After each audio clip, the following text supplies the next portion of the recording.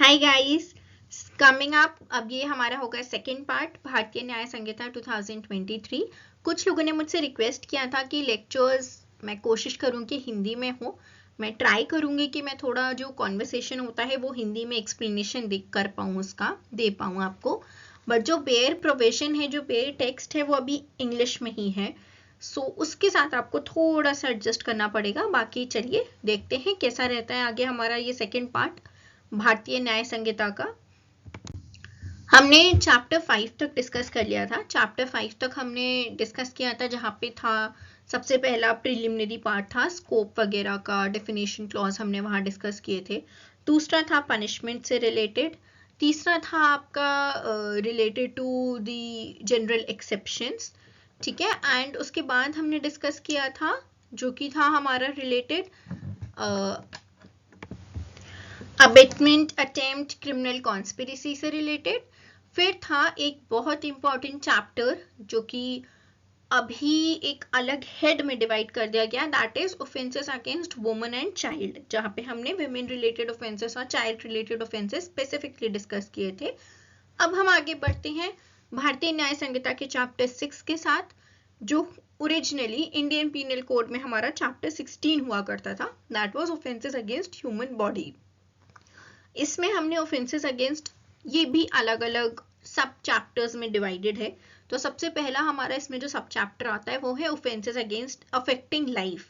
अब इसमें इनिशियली जब हम बात करते हैं तो ये सब डिवाइडेड है, क्योंकि तो ऑफेंसेस अफेक्टिंग लाइफ में हम मर्डर, कल्पेबल होमिसाइड और कुछ नए ऑफेंसेस हैं जो अभी बीएनएस लेकर आया है, जिनके बारे में डिस्कशन करेंगे।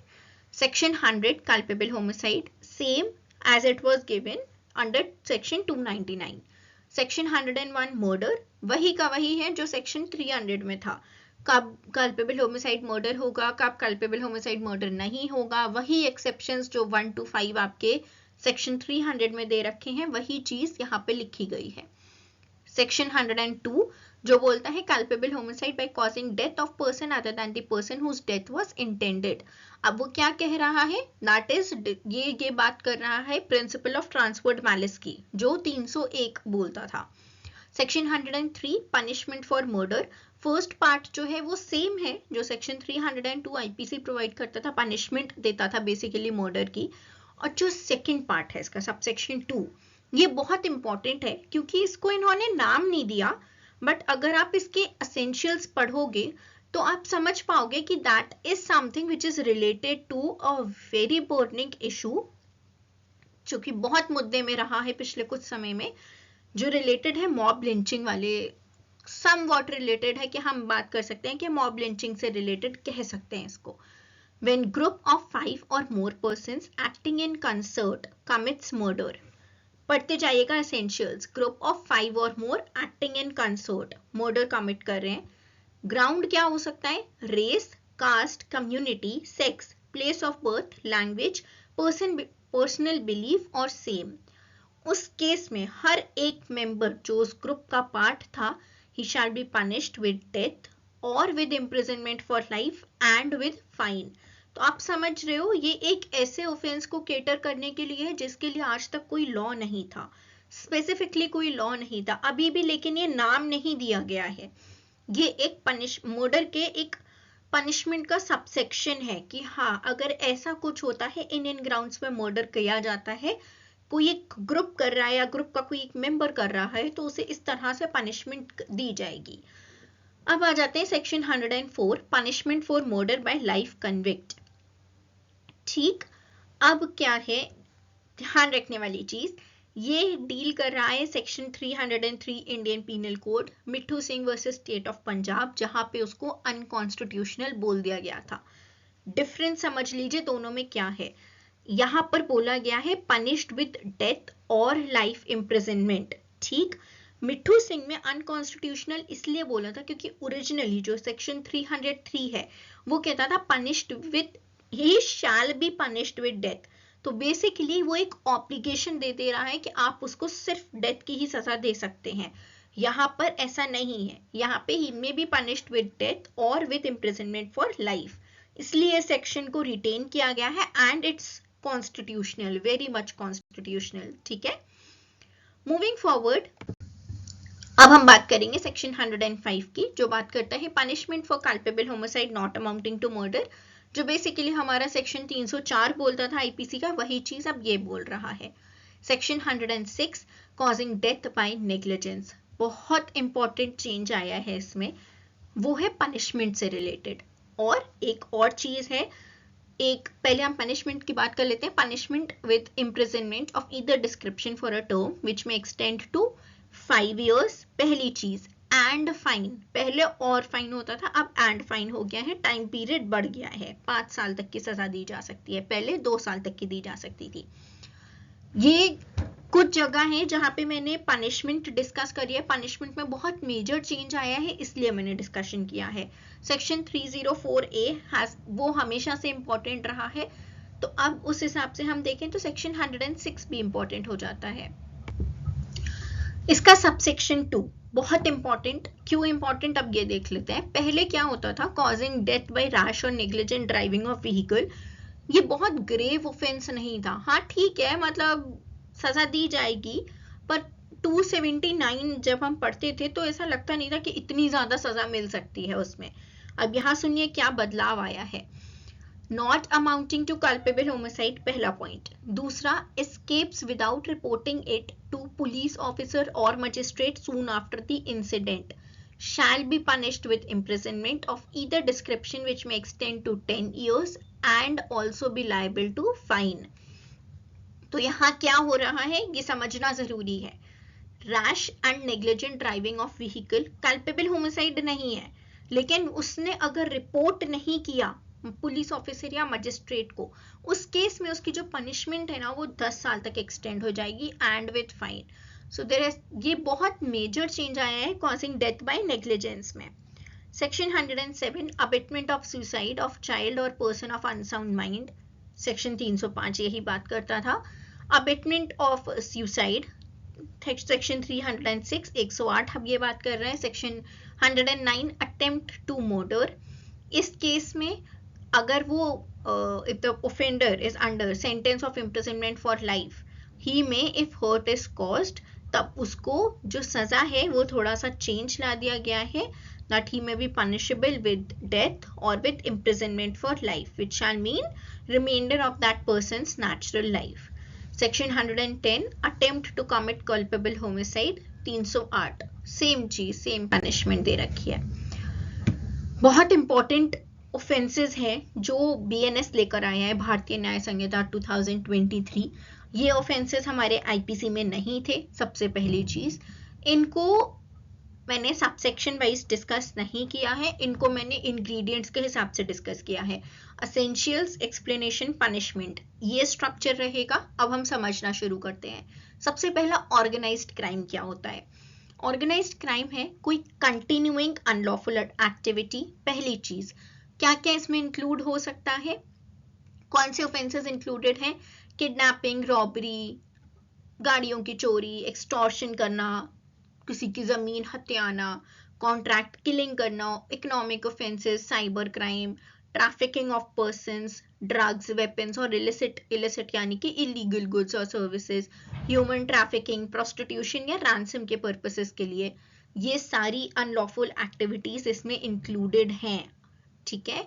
इसके अलावा बाय एनी पर्सन और group of persons acting in concert, singly और jointly, either as a member of an organized crime syndicate or on behalf of such syndicate। ठीक, तो क्या क्या चीजें हो रही हैं। कंटिन्यूइंग अनलॉफुल एक्टिविटी है, कुछ ऑफेंसेस स्पेसिफाइड है, इसके अलावा कोई भी अनलॉफुल एक्टिविटी हो सकती है, या तो वो साथ में ऐसा ग्रुप काम कर रहे हैं या सिंगली या जॉइंटली काम कर रहे हैं। यूज क्या हो रहा है, बाय यूज ऑफ, ये चीजें जरूरी है। Violence, threat to violence, intimidation, coercion या कोई भी अनलॉफुल मीन्स।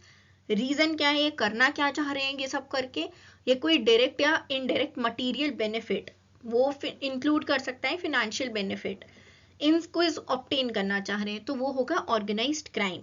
तो हम यहाँ समझ गए एसेंशियल्स क्या है।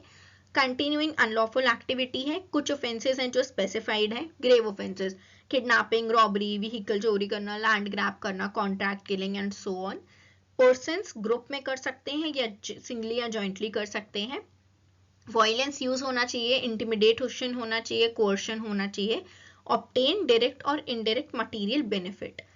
ऑर्गेनाइज्ड क्राइम सिंडिकेट क्या, तो ये होगा ऑर्गेनाइज्ड क्राइम। ठीक है, अब आ जाते हैं एक्सप्लेनेशन पे। ऑर्गेनाइज्ड क्राइम सिंडिकेट क्या है, तो वो ये है कि ग्रुप ऑफ 2 और मोर पर्सन्स होंगे, सिंगली या जॉइंटली काम करेंगे एज अ सिंडिकेट और गैंग, और इंडल्ज होंगे किसी भी अनलॉफुल एक्टिविटी में, और वो कंटिन्यूइंग नेचर की होनी चाहिए। For organised crime it should be of a continuing nature.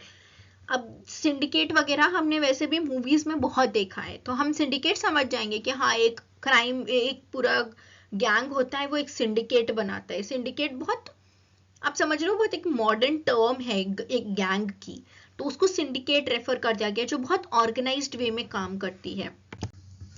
Continuing unlawful activity क्या है, कोई भी एक्टिविटी जो प्रोहिबिटेड हो लॉ से, कॉग्निजेबल ऑफेंस हो, बेसिकली जिसकी सजा 3 साल से ज्यादा की हो, 3 साल या 3 साल से ज्यादा की, undertaken by a member of an organised crime syndicate और syndicate in respect of which. देखिए, सिर्फ एक ऑर्गेनाइज्ड क्राइम सिंडिकेट इसमें इंक्लूडेड नहीं है, इसके अलावा वो सिंडिकेट भी जिसके अगेंस्ट पिछले 10 साल में चार्जशीट, एक से ज्यादा चार्जशीट फाइल की जा चुकी हो, और किसी भी कोर्ट ने उसका इसके अगेंस्ट कॉग्निजेंस ले लिया हो, वो इंक्लूड करेगा सारे इकोनॉमिक ऑफेंसेस को भी। ठीक है, अब इकोनॉमिक ऑफेंस क्या है, इकोनॉमिक ऑफेंस सीबीटी हो सकता है, फॉर्जरी हो सकता है, काउंटरफीटिंग हो सकता है, करेंसी नोट्स, बैंक नोट्स या गवर्नमेंट स्टैम्प्स के हवाला ट्रांजैक्शंस, मास मार्केटिंग फ्रॉड, कोई भी ऐसी स्कीम जो एक्चुअली लोगों को डिफ्रॉड करने के लिए बनाई गई हो, वो सब इकोनॉमिक ऑफेंसेस में कवर होते हैं। या कोई ऐसा काम करना है ये जो बैंक और फाइनेंशियल इंस्टीट्यूशन को या किसी और इंस्टीट्यूशन को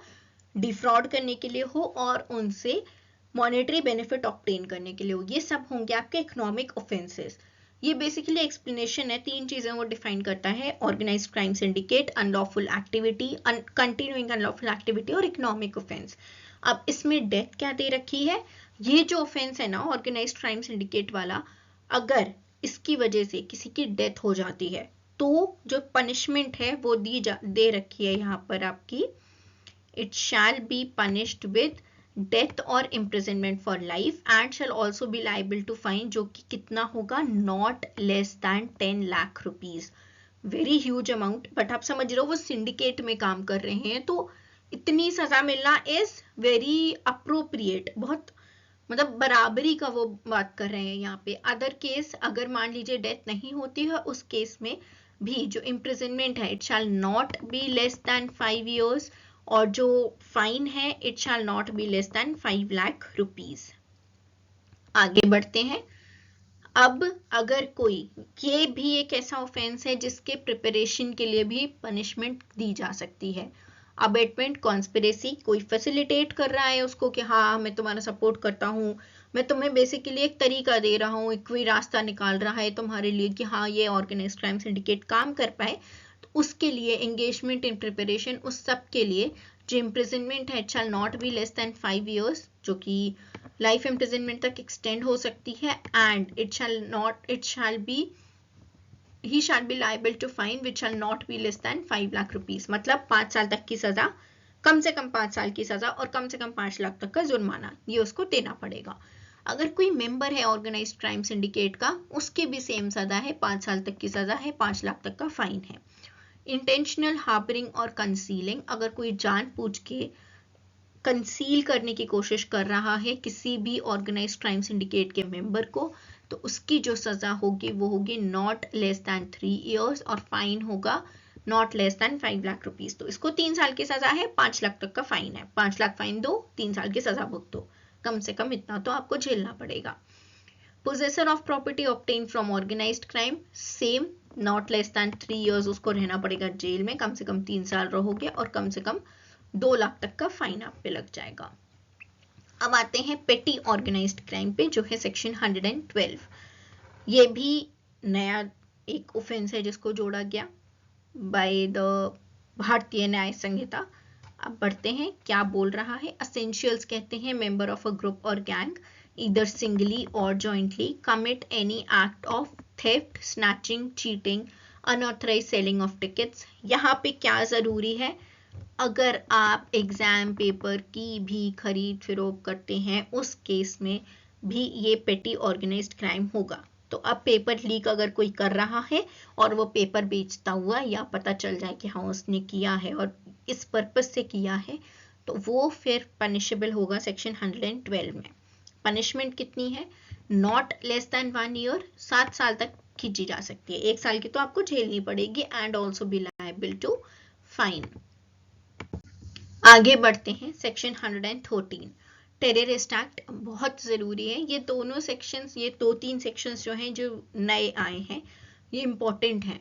रीज़न है क्योंकि आज के टाइम में ऐसे ऑफेंसेस हो रहे हैं जिनका एक्चुअली लॉ के पर्सपेक्टिव से कोई आंसर नहीं है, क्योंकि उन्हें offence as a separate offence कभी माना ही नहीं गया। वो या तो मर्डर के उसमें कवर हो जाते थे या किसी और ग्रेव ऑफेंस के उसमें। अब आते हैं टेररिस्ट एक्ट। कोई भी ऐसा एक्ट किस इंटेंशन से किया गया हो ये जानना जरूरी है। थ्रेटन करने के लिए यूनिटी को, इंटीग्रिटी को, सॉवरेनिटी को, सिक्योरिटी को या इकोनॉमिक सिक्योरिटी को इंडिया की, या लोगों के मन में दहशत फैलाने के लिए। अब वो लोग कहाँ के हो सकते हैं? वो इंडिया के भी हो सकते हैं या कोई बाहर के कंट्री के भी हो सकते हैं। बाय यूजिंग बॉम्ब्स, डायनामाइट और अदर एक्सप्लोसिव सब्सटेंस, मतलब आप समझ रहे हो, कोई भी ऐसी चीज जिससे लोगों के मन में डर बैठे, दहशत बैठे। बॉम्ब से डर लगेगा, कोई भी एक्सप्लोसिव सब्सटेंस से डर लगेगा, कोई नॉक्शियस या पॉइजनस गैस, या फिर कोई ऐसा सब्सटेंस जो हजार्डस नेचर का हो, चाहे वो बायोलॉजिकल हो, रेडियो एक्टिव हो, न्यूक्लियर हो या फिर किसी और नेचर का भी हो सकता है, बट कोई भी ऐसा सब्सटेंस। इंटेंशन क्या है? डराना या फिर उसकी इंडिया की सिक्योरिटी, सॉवरेनिटी को हार्म करना। कि किस तरह से कर रहे हैं? ऐसे खतरनाक पदार्थों का इस्तेमाल करके जो कि इनफ्लेमेबल होंगे, एक्सप्लोसिव होंगे, किसी भी नेचर के हो सकते हैं, नॉक्शियस होंगे, पॉइजनस होंगे, बेसिकली लोगों के मन में डर बैठेगा जिनकी वजह से। टू कॉज और लाइकली टू कॉज, मतलब इनका ऑब्जेक्टिव क्या है? डेथ कॉज करना या इंजरी देना किसी को, प्रॉपर्टी का डिस्ट्रक्शन करना, या फिर किसी सप्लाईज ऑफ असेंशियल जो सर्विसेज होते हैं उनकी सप्लाईज को बेसिकली जो है उनको डिसरप्ट करना। ठीक है, चाहे वो इंडिया में हो चाहे फॉरेन कंट्री में हो। Damage to monetary stability of India, कैसे करेंगे ये सब? वो स्मगल करेंगे, काउंटरफीट कॉइन बनाएंगे, उसको सर्कुलेट करेंगे। ये सारी चीजें अगर आप कर रहे हो, ये सारे आपके ऑब्जेक्टिव्स होते हैं अगर कोई टेररिस्ट एक्ट में इन्वॉल्व है तो। या फिर इंडिया की प्रॉपर्टी को डैमेज या डिस्ट्रक्ट करना जो कि एक्चुअली उन्हें डिफेंस के लिए यूज करनी थी। अब वो प्रॉपर्टी इंडिया में भी हो सकती है, कहीं किसी फॉरेन कंट्री में भी हो सकती है, यूज्ड और intended be used for the defence of the country. Overraps by means of criminal force or show of criminal force attempts to do so or causes death of any public functionary or attempts to cause death of any public functionary। तो क्या कर रहा है? किसी public functionary की death cause कर दे रहा है by using criminal force। इसके अलावा किसी भी पर्सन को डिटेन कर रहा है, किडनैप कर रहा है या अबडक्ट कर रहा है ताकि वो सरकार को धमकी दे सके कि आपसे या अपना काम निकलवा सके, तो वो सारी जो भी वो एक्ट करेगा वो सब टेररिस्ट एक्ट होंगे। वो बंदा कहा जाएगा कि वो एक टेररिस्ट एक्ट कर रहा है। अब पनिशमेंट में सबसेक्शन 2 और सबसेक्शन 3 है। हम इसको साथ में ही पढ़ने वाले हैं, जैसा कि मैंने आपको स्टार्टिंग में बताया था। हम पहले एसेंशियल्स डिस्कस करेंगे, उसके बाद पनिशमेंट। तो हमने एसेंशियल्स डिस्कस कर लिए हैं, इसके पनिशमेंट की बात कर लेते हैं। अगर टेररिस्ट एक्ट की वजह से किसी की डेथ हो जाती है, उस केस में उसको सजा दी जाएगी जो भी टेररिस्ट एक्ट कर रहा है, बाय डेथ और imprisonment for life and fine. किसी और केस में imprisonment for a term which shall not be less than 5 years, but जो एक्सटेंड हो सकता है इम्प्रिजनमेंट फॉर लाइफ तक के लिए, एंड फाइन। अगर कोई कंस्पायर कर रहा है, अबेट कर रहा है, इंसाइट कर रहा है, ये सारी हरकतें कर रहा है, चाहे और प्रिपरेशन स्टेज में भी, तब भी यह पनिशेबल है with imprisonment for a term which shall not be less than 5 years, पहली चीज, बट विच में extend to imprisonment for life and fine. मतलब 5 साल तक की सजा तो आपको हो सकती है और वो खिंच के पूरी जिंदगी भी आपको निकालनी पड़ सकती है जेल में, प्लस फाइन। अगर कोई ऐसे ग्रुप का मेंबर है, ऐसी ऑर्गेनाइजेशन का मेंबर है जो टेररिस्ट एक्टिविटीज में इन्वॉल्व है, तो उसको कितनी सजा हो सकती है? Can be till imprisonment for life, जिंदगी भर के लिए जेल में बैठो, एंड फाइन। अगर कोई जानबूझ के ऐसे किसी इंसान को छुपा रहा है, हार्बर कर रहा है या कंसील कर रहा है, जिसने टेररिस्ट एक्ट किया है तो उसको जो सजा मिलेगी ना, उसको कम से कम 3 साल तक जेल में रहना पड़ेगा, एंड विच में extend to imprisonment for life and shall also be liable to fine. So ये थे हमारे ऑफेंसेस अगेंस्ट लाइफ, जहाँ पे हमने मर्डर की बात करी, कल्पेबल होमिसाइड की बात करी, 2 नए ऑफेंसेस आए, ऑर्गेनाइज्ड क्राइम, पेटी ऑर्गेनाइज्ड क्राइम और टेररिस्ट एक्ट। ये सारी चीजें आ रही थी हमारी ऑफेंसेस अगेंस्ट अफेक्टिंग लाइफ में। अब आते हैं हर्ट।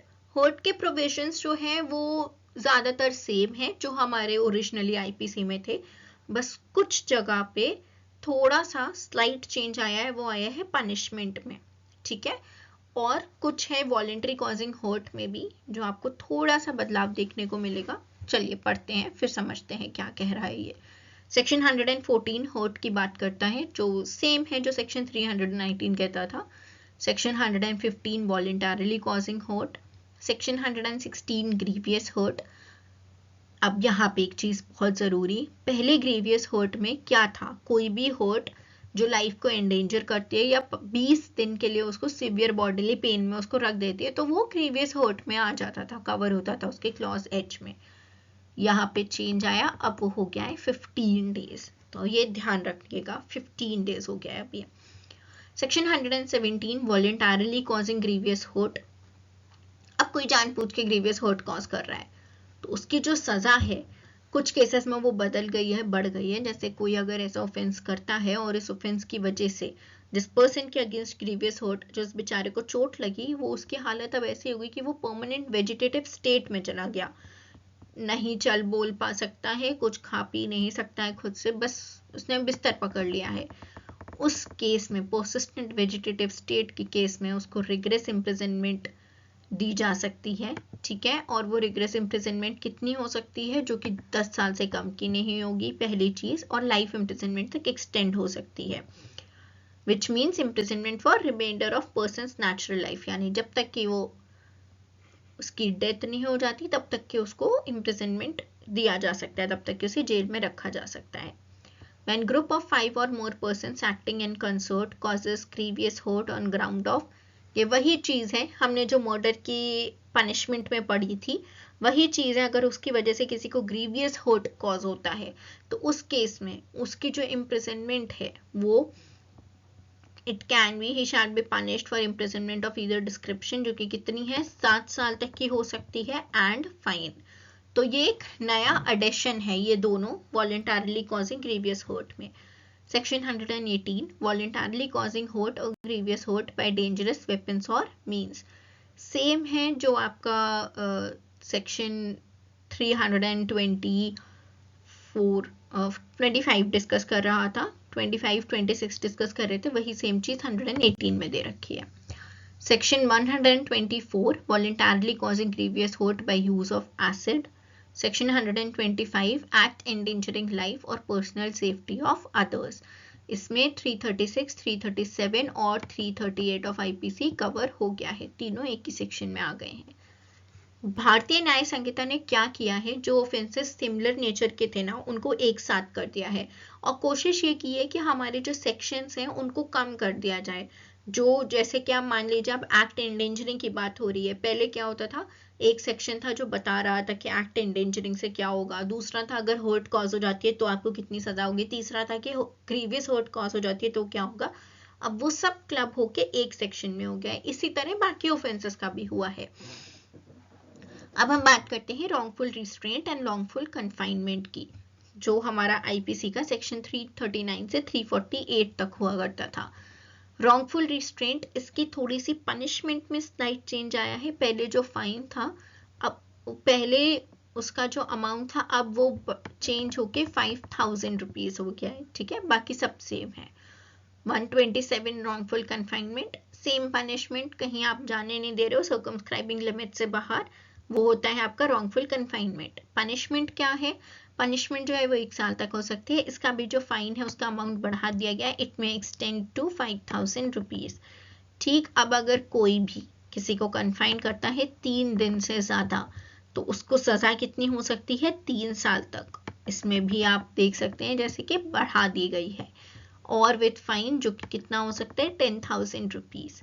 अब कोई मान लो 10 दिन तक उसको कन्फाइन करके रखा है, तब क्या होगा, तब ये होगा कि उसको 5 साल तक की सजा दी जा सकती है एंड फाइन जो कि दे रखा है, it shall not be less than 10,000 rupees, मतलब कि 5 साल तक की सजा मिल सकती है और कम से कम 10,000 तक का जुर्माना।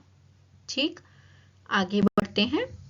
अब बात करते हैं क्रिमिनल फोर्स एंड असॉल्ट की। क्रिमिनल फोर्स एंड असॉल्ट ये सेक्शन 349 से 358 तक दे रखा था आईपीसी में।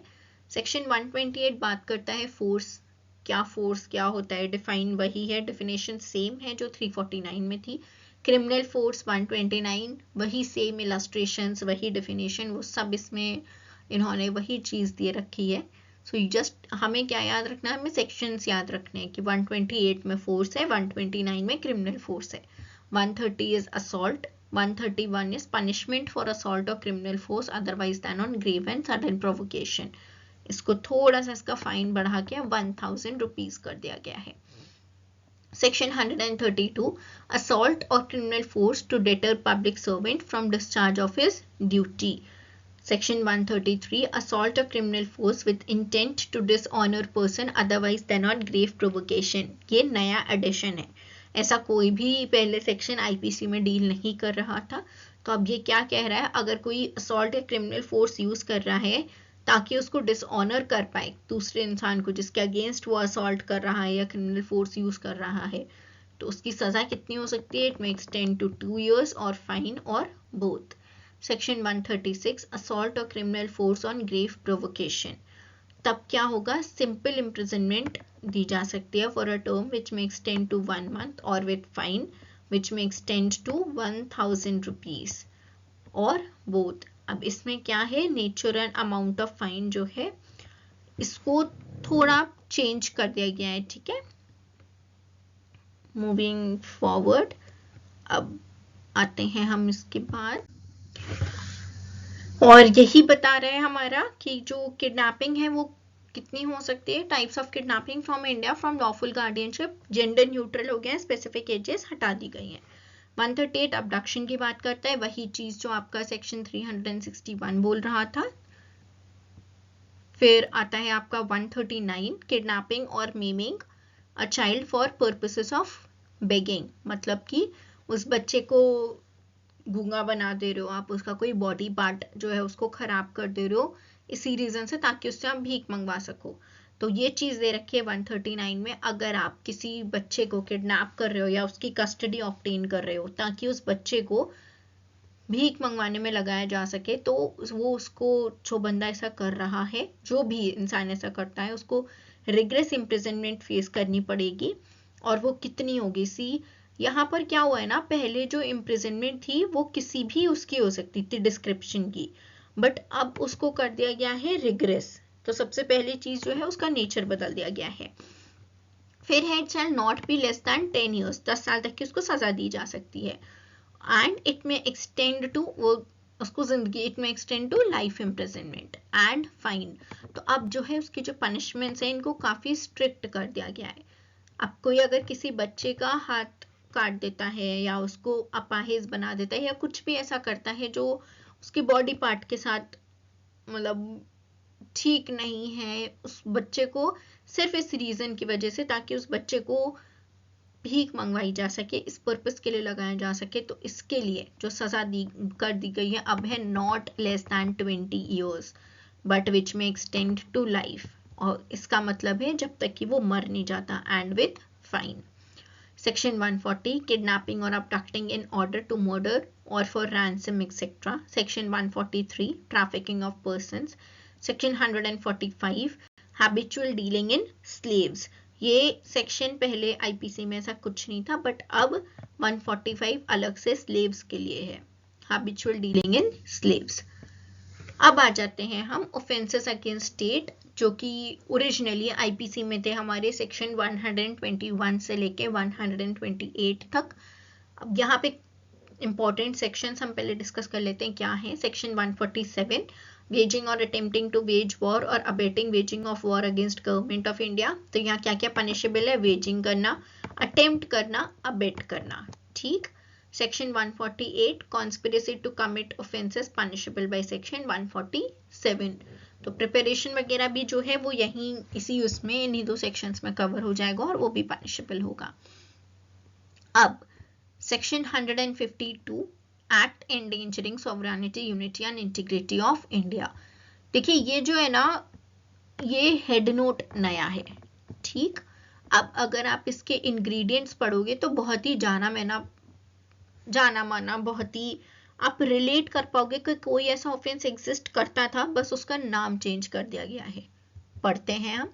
Whoever purposefully or knowingly by words either spoken or written, signs or by visible representation or by electronic commission or by use of financial means or otherwise। देखिए क्या क्या हो रहा है, शब्दों से बोले जा सकते हैं, देखे जा सकते हैं, साइन से, या फिर किसी इलेक्ट्रॉनिक कम्युनिकेशन से क्या करने की कोशिश कर रहा है, एक्साइट करता है या अटेम्प्ट करता है ऐसा, ताकि कोई आर्म्ड रेबिलियन हो पाए या हो सके, या कोई सबवर्सिव एक्टिविटीज जो कि देश के खिलाफ हो, ठीक है।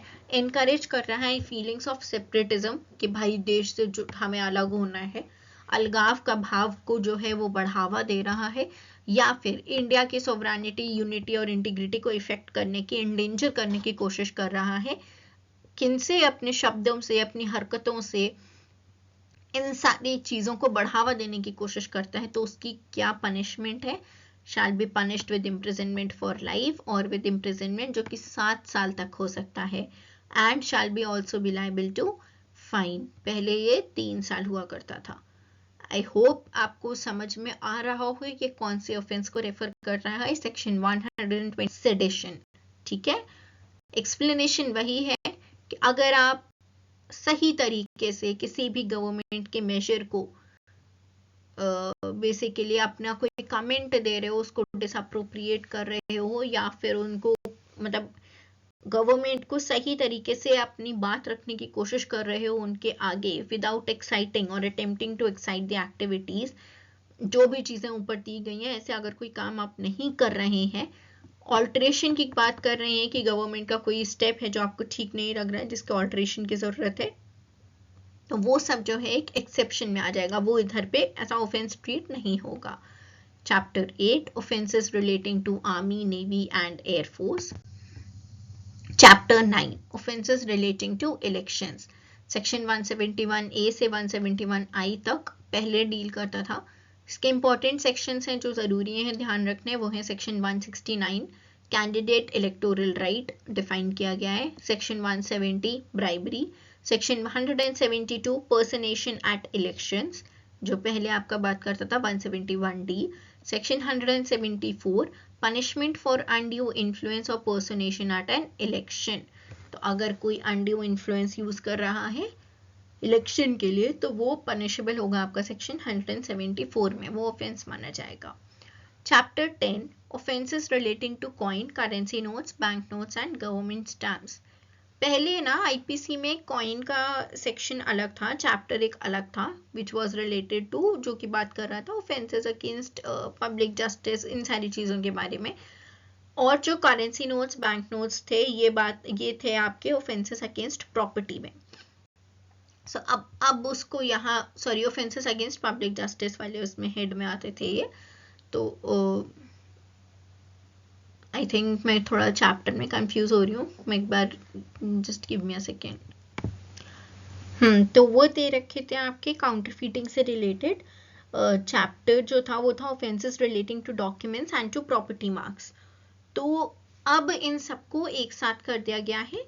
अब सेक्शन 178 बात करता है काउंटरफीटिंग किस किस का हो सकता है, कॉइन का, गवर्नमेंट स्टैम्प्स का, करेंसी नोट्स का, बैंक नोट्स का, सब कुछ एक जगह हो गया जो काउंटरफीटिंग से रिलेटेड था। Section 179 using as genuine, forged और counterfeit coin, government stamp, currency note और बैंक नोट। पहले में क्या हो रहा है, काउंटरफीट हो रहा है, दूसरे में आप यूज कर रहे हो एज अ जेन्युइन उसको, कि ये जेन्युइनली वो है, जो कॉइन है, जो स्टैम्प है वो जेन्युइन है, ठीक है। सेक्शन 180 बात कर रहा है पोजेशन की, सेक्शन 182 बात कर रहा है उन चीजों को बनाने की, मेकिंग और using documents resembling currency notes और bank notes. Chapter 11 offences against public tranquillity, section 141 से 160 तक ये हमारा बात करता था। तो सेक्शन 189 अनलॉफुल असेंबली जो 141 में डिफाइन था, सेम डेफिनेशन है. Section 190 every member of unlawful assembly guilty of offence committed in prosecution of common object. Section 149 जो कहता था वो सेक्शन 190 अब कहता है.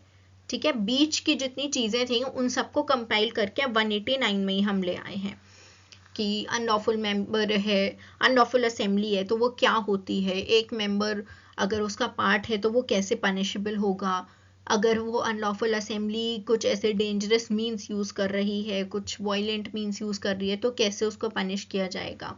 सेक्शन 191 राइटिंग, जो भी राइटिंग के लिए गिल्टी होगा being armed with deadly weapon तो उसको कितना पनिशमेंट दी सकती है, imprisonment for either description which may extend to 5 years. पहले 3 साल थी, अब 5 साल हो गई है. Section 192 wantonly giving provocation with intent to cause right if writing be committed and if not committed. देखो यहाँ पे क्या था, राइटिंग में पहले ऐसा कुछ था नहीं कि प्रोवोकेशन दी जा रही है, बट अब एक सेक्शन इंक्लूड हो गया है, ऐड हो गया है, जो कि प्रोवोक कर रहे हो आप राइट कॉज करने के लिए. अब मान लो राइटिंग हो जाती है तो उस केस में जो पनिशमेंट है वो कितनी होगी, और जब अगर ऐसे कॉज नहीं होती है तो कितनी होगी. अगर हो जाती है in that case punishment with imprisonment of either description which may extend to 1 year. और अगर नहीं होती है तो with 6 months or with fine or with both. ठीक है. Section 193 liability of owner, occupier etc of land on which an unlawful assembly or right takes place. ये बात कर रहा है बेसिकली वाइकेरियस लाइबिलिटी की. Section 194 affray. Section 195 assaulting or obstructing public servant when suppressing right. तो ये section अब नया, जैसे कि मैंने आपको बोला था कि पिंक में सारे नए सेक्शंस हैं, पिंक अगर आपको दिख रहा है मार्कर तो, या उसमें नए चेंजेस हैं जो लाए गए हैं. Section 196 promoting enmity between different groups on grounds of religion, race, place of birth, residence, language etc and doing acts prejudicial to maintenance of harmony. जो आपका 153A बात कर रहा था वही चीज 196 बात करता है. चैप्टर 12 ऑफेंसेस बाय और रिलेटिंग टू पब्लिक सर्वेंट्स. तो ये क्या है, ये इसमें कौन से सेक्शंस इंपॉर्टेंट हैं. Section 198 public servant disobeying law with intent to cause injury to any person. Section 166 बोलता था ये इसके बारे में. Section 199 Public servant disobeying direction under law, section 166 capital A of IPC, same चीज बात कर रहा था. Section 204 personating a public servant. ये तीनों जो सेक्शंस थे ये रिलेटेड थे पब्लिक सर्वेंट से, कि अगर वो कोई ऑफेंस कर रहे हैं तो वो उन्हें कैसे पनिश किया जा सकता है. चैप्टर 13 ये लास्ट चैप्टर है जो इस स्लाइड में इस आज के इसमें डिस्कशन होगा. इसके आगे का जितना डिस्कशन होगा वो फाइनल एक और वीडियो लेक्चर आएगा आपका, उसमें कंप्लीट हो जाएगा पूरा Bharatiya Nyaya Sanhita. Chapter 13 contempts of lawful authority of public servants. जो भी इंपॉर्टेंट सेक्शंस है मैंने बस वही डिस्कस किए हैं. Section 206 absconding to avoid service of summons और अदर प्रोसीडिंग. अगर मान लीजिए किसी को समन इशू किया गया है और वो बंदा समन्स लेने के लिए ही नहीं वहां पर प्रेजेंट है और वो छुप रहा है ताकि उसको सर्विस ना की जा सके समन्स की, तब उस केस में वो पनिश किया जा सकता है with simple imprisonment for a term which may extend to 1 month. Same चीज है, बस यहाँ पे जो फाइन है उसका अमाउंट बढ़ा दिया गया, अब उसे 5000 रुपीज कर दिया गया है. ठीक है, पहले 500 रुपीज होता था.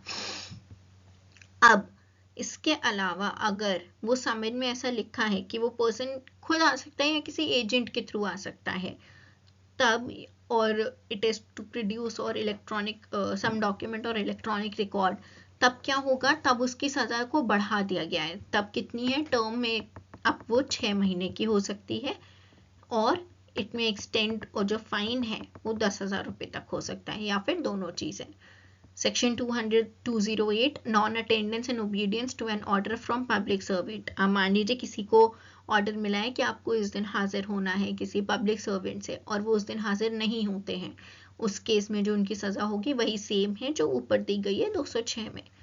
Section 209 non appearance and response to a proclamation under section 84 of Bharatiya Nagarik सुरक्षा संहिता. कोई प्रोक्लेम्ड ऑफेंडर है, उसको बोला गया है प्रोक्लेमेशन उसके अगेंस्ट इशू कर दी गई है और वो फिर भी अपीयर नहीं हो रहा है, तो वो एक ऑफेंस कर रहा है under section 209। Section 212 furnishing false information, इसमें भी थोड़ी जो पनिशमेंट है, जो फाइन है, उसको बढ़ा दिया गया है, अब वो हो गया है it makes 10 to 5,000 rupees. Section 217 false information with intent to cause public servant to use force or to use power to cause injury of another person, to cause injury to another person, ऐसे में जो imprisonment है it may extend to 1 year or with fine which may extend to 10,000 rupees or with both। ये last section, section 226 attempt to commit suicide to compel और restrain exercise of lawful authority.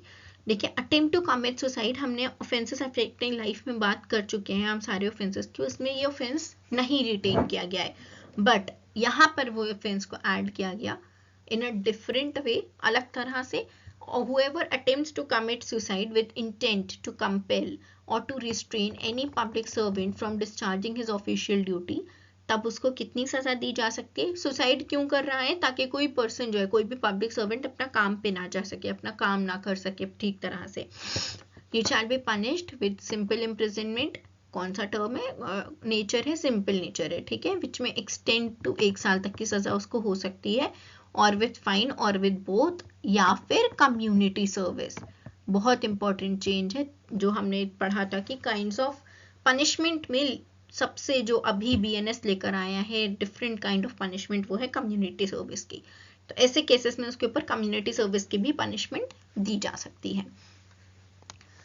अभी के लिए ये lecture मैं यहीं ख़त्म करती हूँ, थोड़ा लंबा भी हो गया था बिकॉज मैं कोशिश कर रही थी कि ज़्यादा से ज़्यादा चैप्टर्स ख़त्म हो सकें। यहाँ पर हमने चैप्टर 6 से लेके चैप्टर 13 तक डिस्कस कर लिया है, चैप्टर 12 तक, अब चैप्टर 14 से लेके चैप्टर 19 तक, जो कि बहुत इंपॉर्टेंट चीज़ें उसमें रह रही हैं, जो है ऑफेंसेस अगेंस्ट प्रॉपर्टी से रिलेटेड, ठीक है। सम थिंग्स आर इम्पॉर्टेंट उसमें, some sections are very important. Offences against property से रिलेटेड हमारा रह रहा है कुछ false evidence and offences against public justice से बात करनी अभी बची है, वो चैप्टर हमारा बच रहा है।